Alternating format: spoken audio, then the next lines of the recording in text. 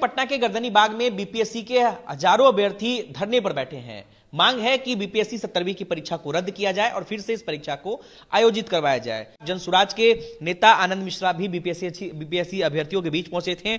आपने उन लोगों के धरना प्रदर्शन को करीब से देखा, क्या सलाह है आपकी उन लोगों को? देखिए, मैंने वहाँ पे उनकी बात समझी।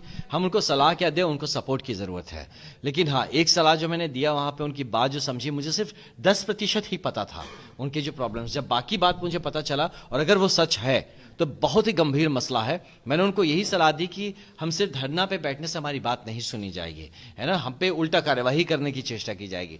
हमारी बात को सही जगह पे पहुंचाने के लिए उसको डॉक्यूमेंट किया जाए, उस बात को, और अपने जो डिमांड्स है उसको सबमिट करिए चीफ सेक्रेटरी के वहां पे कि इसमें प्रॉपर इंक्वायरी होनी चाहिए। पॉसिबल जुडिशियल इंक्वायरी के लिए इसको एस्केलेट करना चाहिए।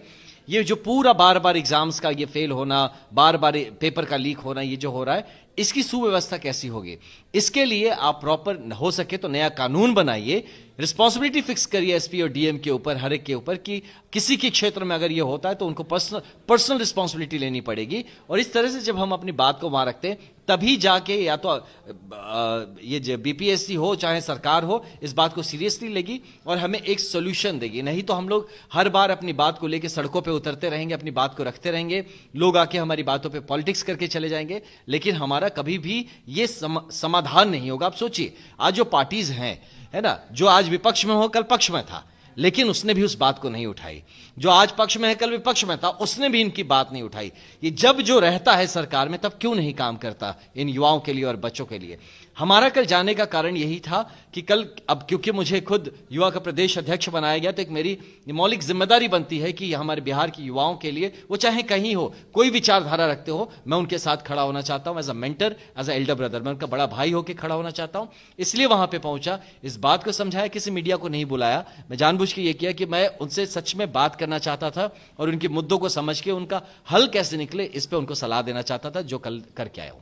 उनसे बातचीत हुई तो क्या लगा? अभ्यर्थियों ने क्या कुछ कहा? वो आपकी बात से सहमत दिखे? बिल्कुल सहमत है। उनको बात को, उन्होंने इस बात को समझा कि उनका जो ये प्रयत्न है ये सक्सेसफुल कैसे होगा। इस बात को मैंने समझाने की कोशिश करी।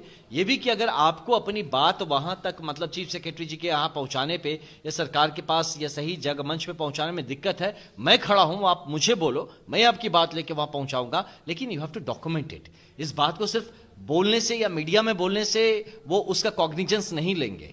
तो इसीलिए उनको वो बात समझाया है। मुझे यकीन है या तो वो खुद उसको बात को पहुंचाएं, वहां लेना जाना चाहें, या अगर वो चाहें कि मैं लेके जाऊं, तो मैं अपनी तरह से पूरी तरह से उनके साथ लास्ट तक खड़ा हूं। जरूरत होने से कोर्ट पे जाए तो हमारी पूरी जन स्वराज पार्टी की हमारी लीगल टीम खड़ी रहेगी हमारे बच्चों के साथ, और इसका एक पॉजिटिव, बच्चों के हित में